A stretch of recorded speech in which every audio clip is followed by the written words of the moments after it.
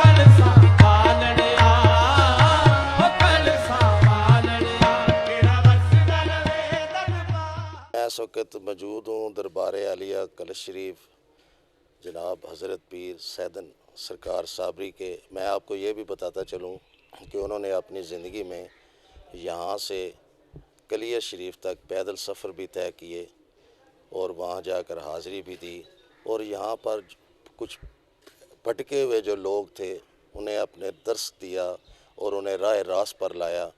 اس کے علاوہ بھی اور ان کی کافی ساری کرامات ایسی ہیں جو بیان کریں تو کافی ٹائم لگ جائے گا. اور آج بھی یہ سلسلہ صابری عرس کا جو ہے کلش شریف میں پچھلے 70-75 سال سے یہاں پر جاری ہے. لوگ پورے پاکستان کے علاوہ باہر کی دنیا سے بھی لوگ آتے ہیں یہاں پر اس عرس پر اپنی حاضری دیتے ہیں.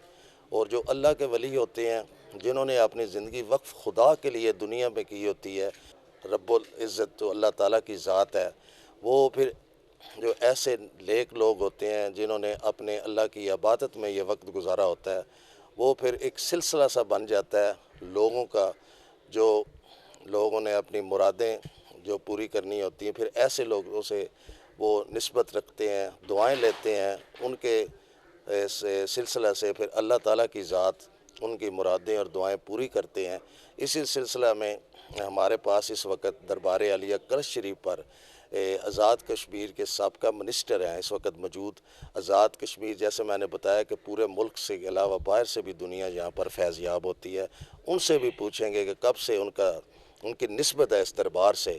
اور جناب آپ کیا کہیں گے اس بارے میں؟ جی میں صافی صاحب یہ کہوں گا کہ مجھے تقریباً 40 سال ہو گئے.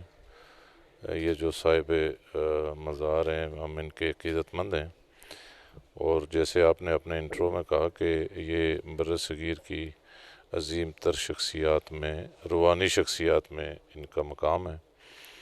تو اللہ تعالیٰ نے اپنے نیک لوگوں کو اپنی پوری قوت اور حمایت کے ساتھ دنیا میں بھیجا ہے. بظاہر بر صغیر میں چونکہ رسول اللہ صلی اللہ علیہ وسلم خود تشریف نہیں لائے، تو اولیاء اللہ کے ذمہ یہ کام اللہ تعالیٰ نے لگایا جن کو پوری قوت کے ساتھ بر صغیر میں بھیجا گیا. تو صاحب مزار پیر سیدن شاہ صاحب جو تھے یہ وقت کے مجدد ہیں، اور ان کے جو عقیدت مند ہیں یا جو ان کی پھیلائی ہوئی روشنی ہے، جو رب تعالیٰ نے جو اختیار ان کو تفویض فرمایا، اس کے تحت جو آج نسل در نسل بھی یہاں یہ کام چل رہا ہے. اور موجودہ سجادہ نشین پیر شمیم صابر صابری صاحب جو ہیں وہ بھی آج اپنے وہ والد اور دادا کے مشن کو لے کے وہ صاحب ڈیوٹی ہیں. اور نیک خواہشات لے کر جب بھی کوئی کسی ایسی ہستی کے پاس آتا ہے تو وہ مراد پاتا ہے. کیمرہ مین بابر شہزاد کے ساتھ نسیم اکمل خان، دربار عالیہ کلش شریف سے اب اجازت چاہتا ہے.